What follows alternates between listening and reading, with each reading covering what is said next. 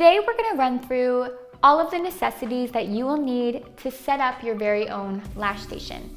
So most importantly to me, I believe, is lighting. And my reason for feeling so strongly about this is I personally used a very poor light in the beginning, and once I switched to a professional lash light, it seriously leveled up my lash game. So I would strongly suggest, if you are going to invest in something, that you consider that being a light as well. Second is our bed. Our lash bed is the place that our client is going to sit for a very long time. So it's good in the future to have a very good bed. These don't have to be expensive, by the way, but I want to quickly note that this is not a necessity in the beginning.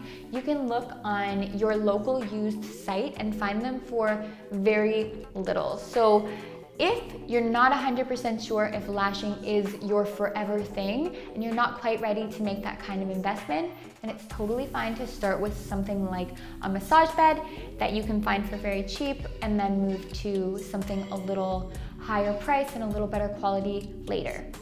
But here at Lost Artistry, we use our facial beds, which are adjustable. It's really nice for our client because you can suit what they find comfortable, as well as it's adjustable for you. So whether you're tall, short, or whatever, it's really good to find the height that suits you so that you can see better and work more comfortably.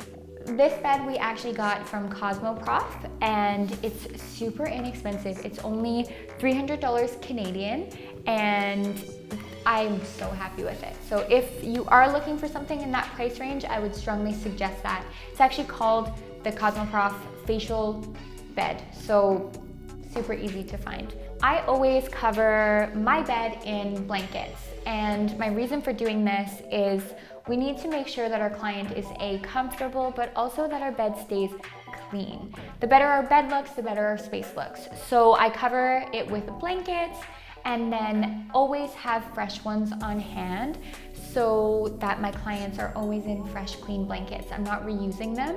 You can actually find these on Amazon for pretty cheap, so that's a good option as well. Next, I'm actually sitting on our saddle stool. So we of course need a place to sit while we're lashing, and it does not have to be as fancy as a saddle stool. I actually just prefer this because, as you know, lashing is really hard on our bodies, especially our lower back. So the saddle stool is actually designed to keep my back very straight and my posture as good as possible. So I love this chair, but again, it is not necessary. The only thing that is 100% necessary is that you have some sort of swivel chair.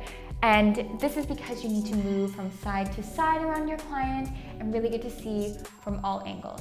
Next, let's move into our trolleys. So I have a rollable trolley. Again, isn't 100% necessary. You can use anything that you want to keep your products on. I am gonna run through the actual trolley and how I keep mine to walk you through just how I do it, and hopefully you can take some ideas from that. But I like to keep my trolley organized, and I believe this is very important because we need to have our most commonly used products on hand in an organized way. To organize, I have got these little organizers. You can get them anywhere from depot stores to Walmart, anywhere really, and you just need to find some that have little slots in it that you can keep all of your products in. So I keep my lash trays up on top here inside, the ones that I grab the most, whether they be classic or volume for you. And then I always have tape on hand, micro swab applicators, lint-free applicators, a Sharpie for writing my mapping on my clients, and mascara wands, and my cleanser and brush. I always have a clean brush on hand. Having extra in stock just to make sure that there's one always clean is a good idea. But I have my lint-free eye pads, cream remover just in case, and then I actually keep my tweezers inside of this tweezer carrying case to keep them clean. So once they're cleansed, I know that once they're clean, I know that they are in here and ready for use. And then I always have hand sanitizer and acetone on hand or within reach as well before each service, and a facial mask. just to make sure that I'm not passing any germs to my clients. I also have my hydrometer, which just tells me what my humidity levels are, so I know how my glue is going to act.